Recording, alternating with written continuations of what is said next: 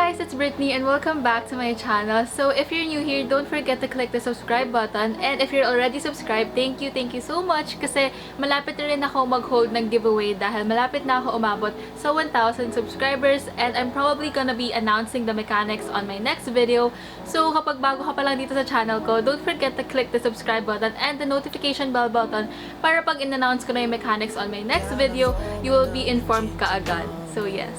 But for today's video, I'm gonna be sharing with you my 3-step quarantine skincare routine, and I felt like I just had to share this with you kasi recent discovery ko lang siya. I mean, na-discover ko lang tong brand na to nung quarantine kasi I usually use brands from Korea like yung mga COSRX, Sanjulian 24, ganyan.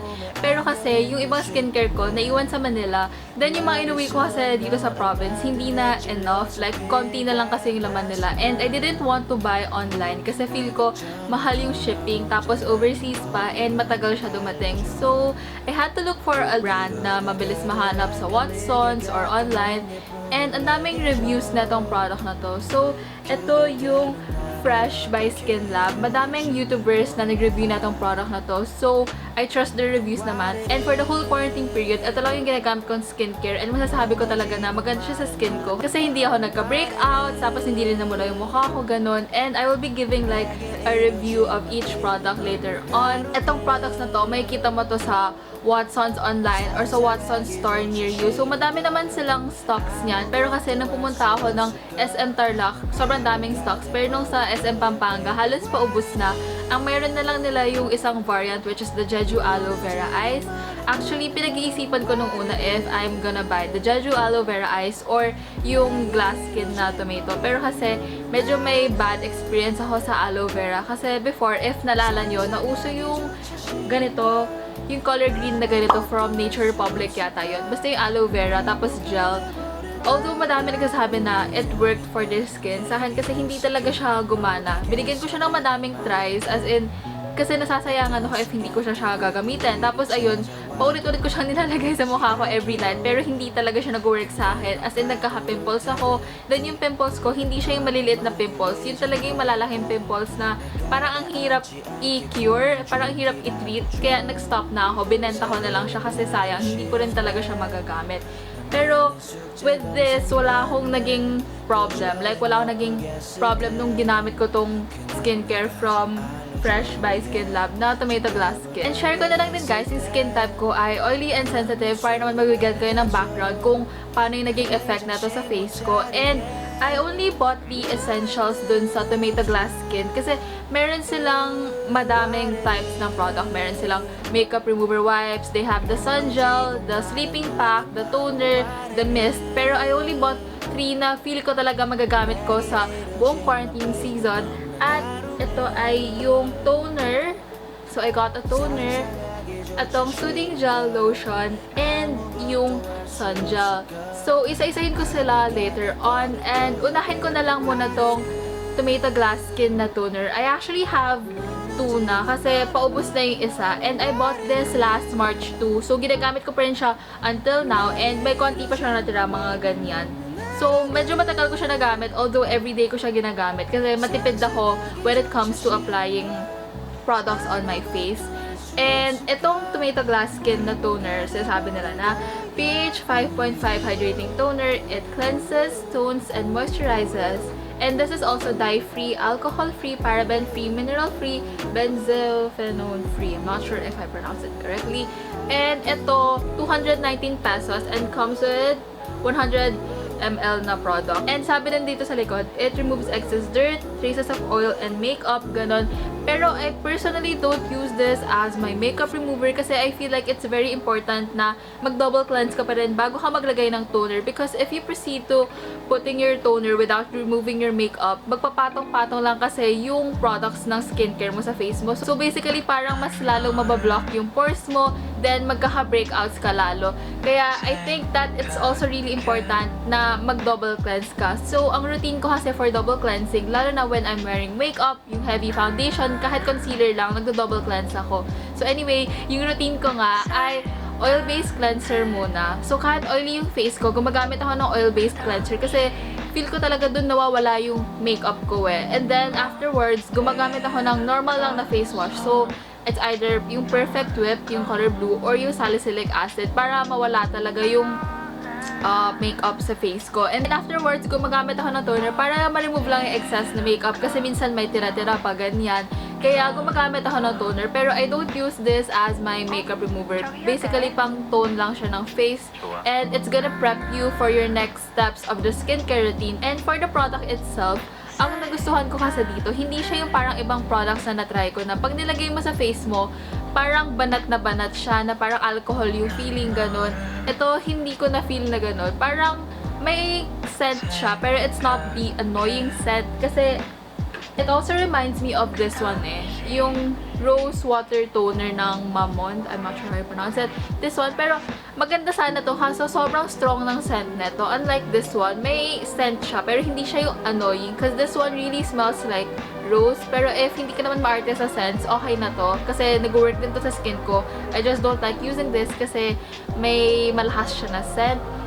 Siguro ang mako-compare ko rin dito ay yung Sun and Park na beauty water. Pero ito kasi hindi siya nag-work sa skin ko. Nagka-breakouts ako dito. Pero this one, wala talaga akong problem. Ito kasi, nung nilalagay ko sa face ko, parang minomoisturize lang niya yung face ko. Tapos, ang gaan sa feeling. Parang tubig lang yung nilagay ko. And mabilis siya mag-absorb sa skin ko. So, yun yung nagustuhan ko talaga sa product na to. Kaya, nung paubos na siya, bumili pa ako ng second bottle ko. Kasi, sobrang sulit na neto. At mabilis lang siya hanapin. If wala na siya sa Watson store near you, you can also find this online. Ililink ko na lang down below sa description box kung saan nyo siya mabibili. And also, mention ko na din pala, ang expiration neto ay sa 2023 pa. So, matagal-tagal pa siya bago mag-expire. Kasi, yung ibang Korean brands na meron ako, yung mga ginagamit ko before, parang 2 years lang mag-expire na sila. Pero ito, 3 years, which is really good. So, ayan. Kung medyo matipid kayo sa product at kung nag-switch kayo ng routines, pag iba yung toner na ginagamit nyo everyday, don't worry kasi hindi to agad-agad mag-expire. And yung next na binili ko ay itong sun gel. So, meron to SPF 50 PA+++++. So, may apat siya na plus. And it contains hyaluronic acid and it's fast-absorbing, lightweight, moisturizing gel with superior sun protection for face and body. And this also contains 100 ml of product. So, you can use this in your face and your body. And ako kasi kahit quarantine, gumagamit pa rin ako ng sunblock kasi kahit nasa loob lang ako ng bahay, may mga pumapasok pa din na light rays dyan sa windows, ganyan. And using sunblock kasi prevents you from having wrinkles and yung mga discoloration dyan sa mukha. And before kasi, nung hindi ako gumagamit ng sunblock, pansin ko na pag tumatapat ako sa araw, yung mga pimples ko, parang mas lalo silang namumula, mas lalong nai-irritate yung mukha ko. Pero ever since na gumagamit ako ng sunblock, parang mas nag-lessen yung irritation at nag-help din siya sa skincare routine ko. Parang feel ko mas naging effective yung skincare routine ko nung gumagamit ako ng sunblock. Especially that when I put vitamin C in the morning, I have to put on sunblock. And itong product na to, iba to sa mga usually na nakikita natin na sunblock. Kasi diba usually pag sunblock, cream siya. Tapos pag nilalagay mo sa face mo, parang may white cast siya.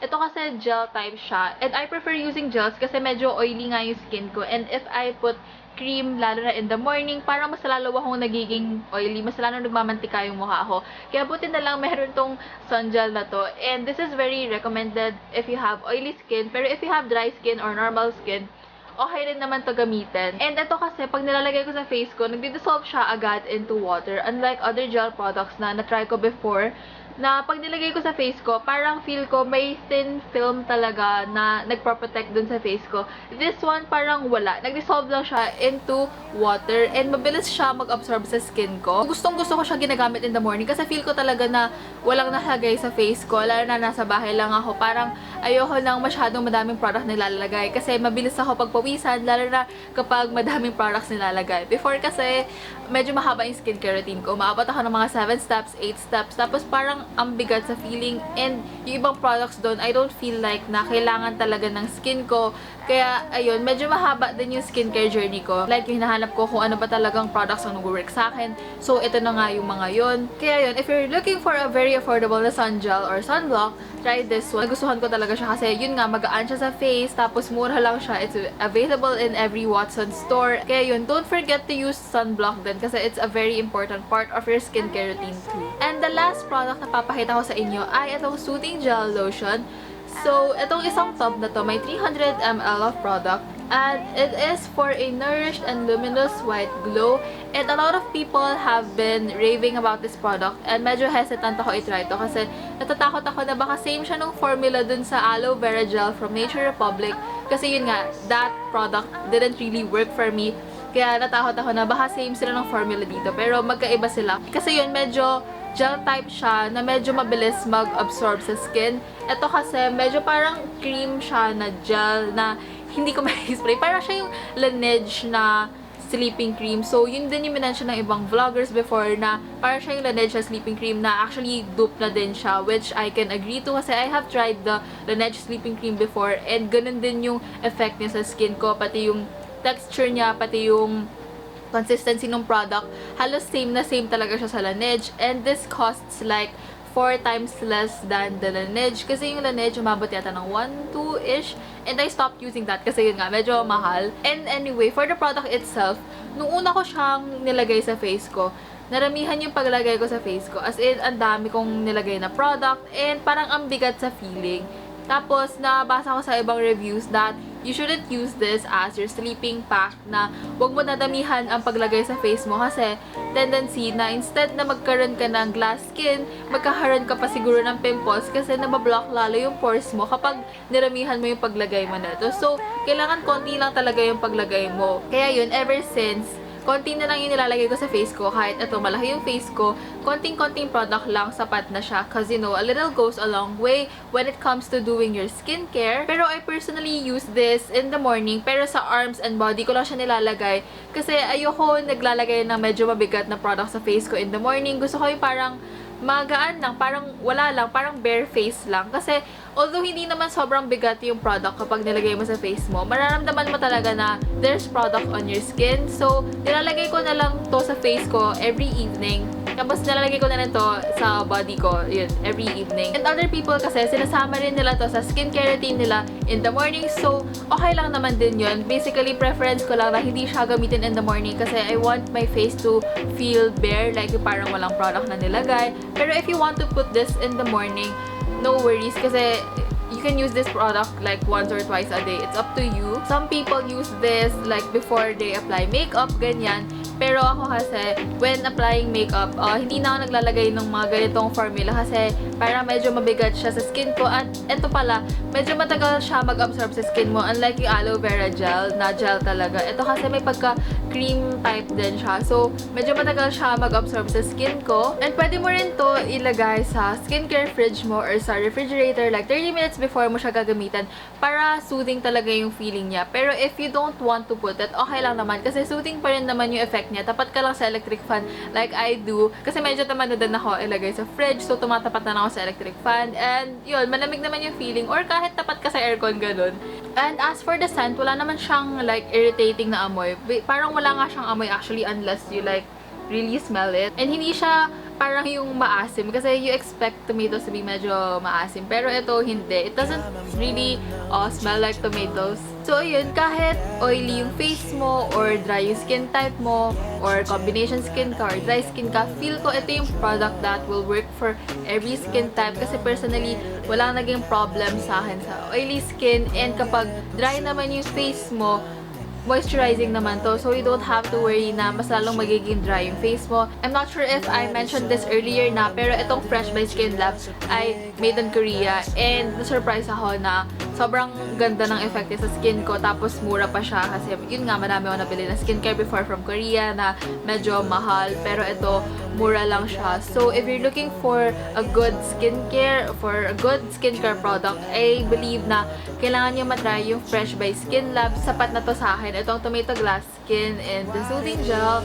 Sun Gel, at yung toner. So, sapat na to sa akin for my skincare routine because I believe that I don't really need the other products. And in order for you to achieve like glass skin, you don't have to put a lot of products in your face. Yun yung natutunan ko sa buong skincare journey ko. Because before, nag-start ako with like 10 steps, 11 steps sa skincare routine. Tapos yun, parang, ewan ko, hindi ko na-feel na may pagbabago sa skin ko. Parang, although nag-clear na siya, hindi siya yung glowy na parang mukha ka nagbo-bloom. Kaya yun, kapag bago ka pa lang sa skincare, I believe na maganda tong products na subukan kasi unang-una, mura siya, tapos mabibili mo pa siya sa Watsons. And then, marami rin tong reviews sa YouTube. Kahit panoorin mo yung ibang reviews, masasabi nila na maganda talaga tong products na to sa skin nila. Kasi as a beginner, parang ang hirap maghanap ng products na mag-work sa skin mo.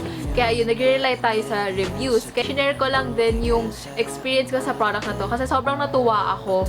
And hindi pa ako gumastos ng masyado. And yun nga, if you're new to my channel and you haven't clicked the subscribe button yet and the notification bell, make sure you do kasi I'm probably gonna be announcing the mechanics of my giveaway on my next video. So you have to stay tuned for that. Pero thank you to everyone who have already subscribed. And yun lang for this video. See you on my next one. Bye!